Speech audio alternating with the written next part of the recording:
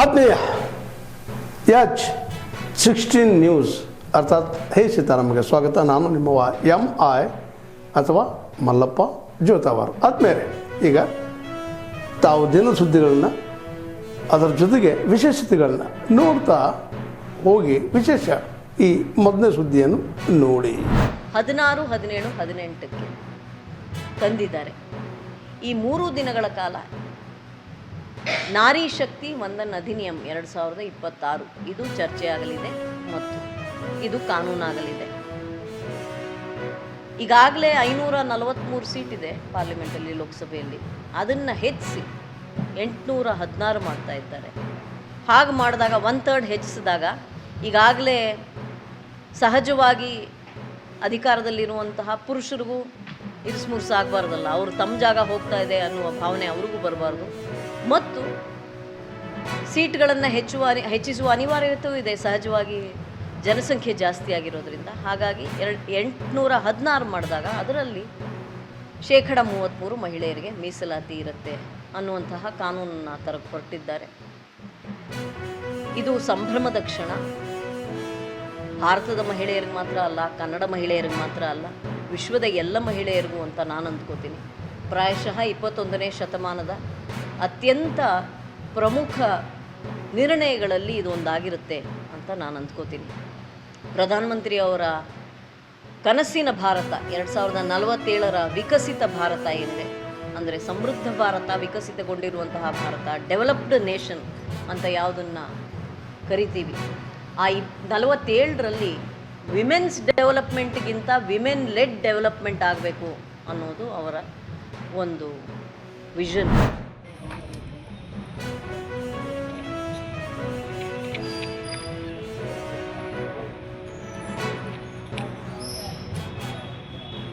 ರಾಯಚೂರು ನಗರದಲ್ಲಿ 43 degree Celsius temperature, ತಾಪಮಾನ ಹೆಚ್ಚಾಗ್ತಾ ಇದೆ.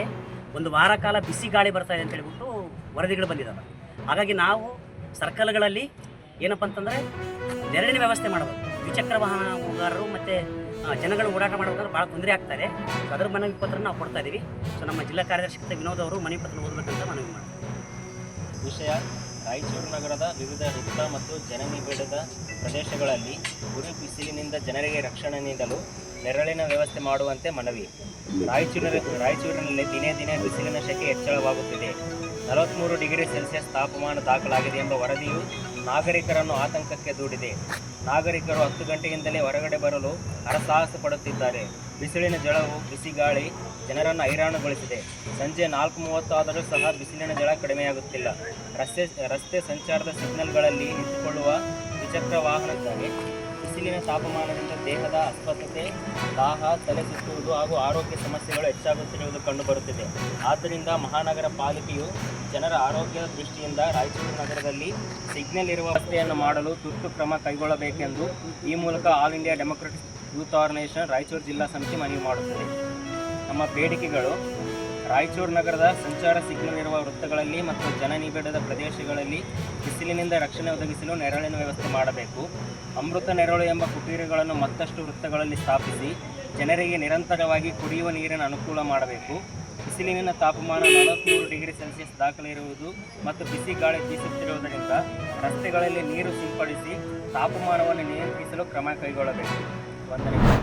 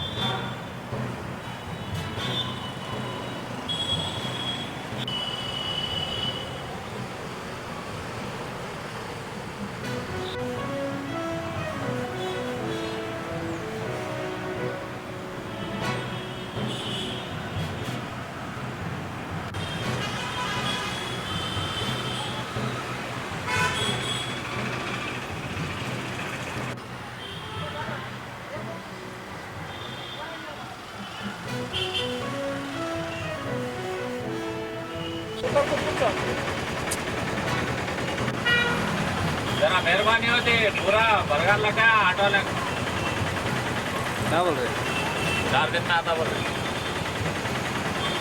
कैसा आपको क्या करना देखो मुश्किल है किराए का ऑटो चला रहे गैस का ऑटो देखो हेलो समझ में नहीं आ रहा किराया भरने को हो रहा नहीं क्या भी नहीं हेलो नहीं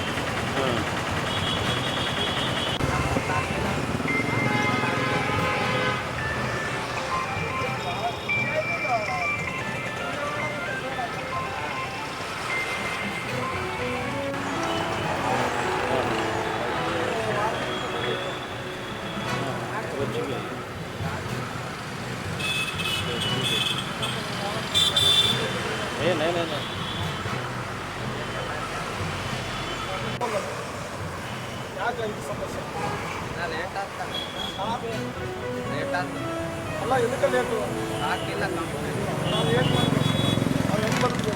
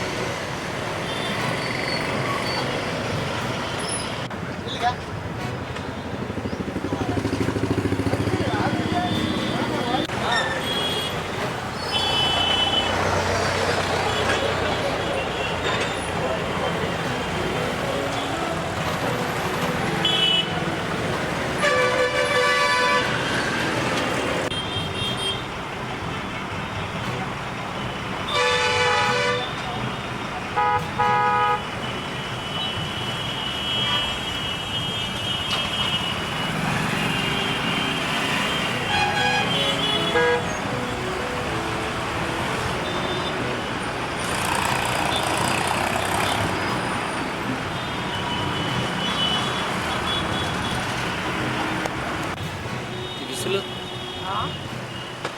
ಬಿಸಿಲು ಬಿಸಿಲು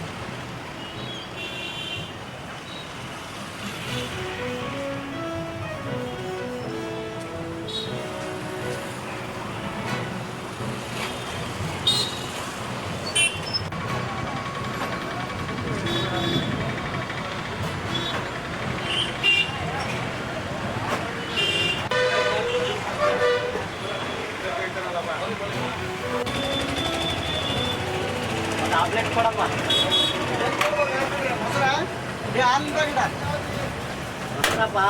ಮತ್ತೆ ಹೇಳು ಮತ್ತೆ